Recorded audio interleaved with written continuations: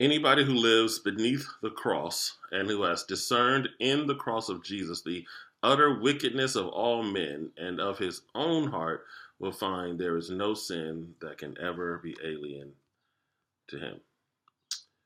Dietrich Bonhoeffer. I was really impacted by our reading.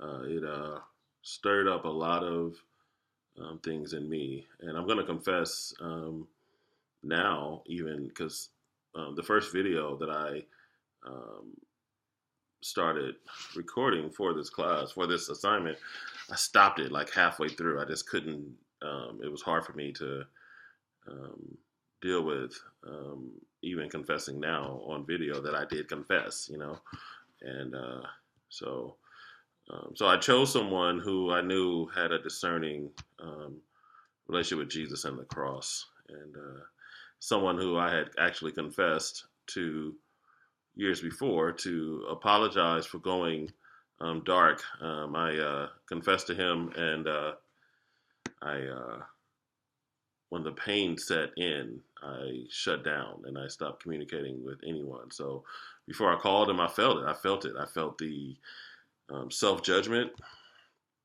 I felt, uh, Rudy, you know better. You know that this walk can only be done in community, that there's a reason why God created the church. I mean, all this stuff is going through my head. And so I called him and I said, hey, man, I need to confess. And I said, hey, remember the conversation that we started back at Starbucks, years back?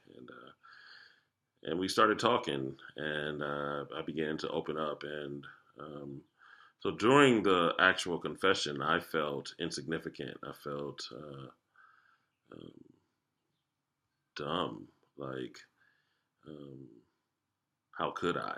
And although he did nothing to make me feel that way, it's just how I felt because I was there. And honestly, at some point, I was upset with um, Dr. White for even having us do this assignment, making me dredge up all this hurtful, ugly stuff, and um, you know, from failures in my life and how I responded, and the people I heard, and the people that heard me, and it just started to well up. But then there was somewhere in the conversation where it took a turn, and he began to share some of his own stuff, and began to speak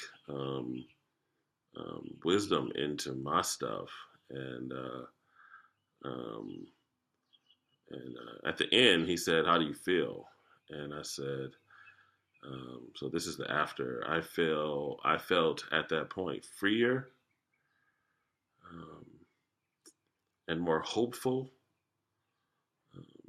in the community of God and the church than I felt." Um,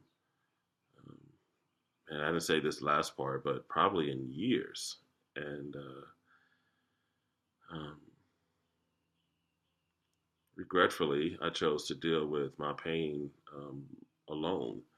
And to hear Dietrich Bonhoeffer talk about confession and worship synonymously um, um, just wrecks me, but it also inspires me um, to worship the Lord in spirit and truth, with passion, with hunger, and to live a confessional lifestyle, not just to confess, um, but to live a confessional lifestyle. So that's my before, after, and during, and I pray that someone is blessed as I was.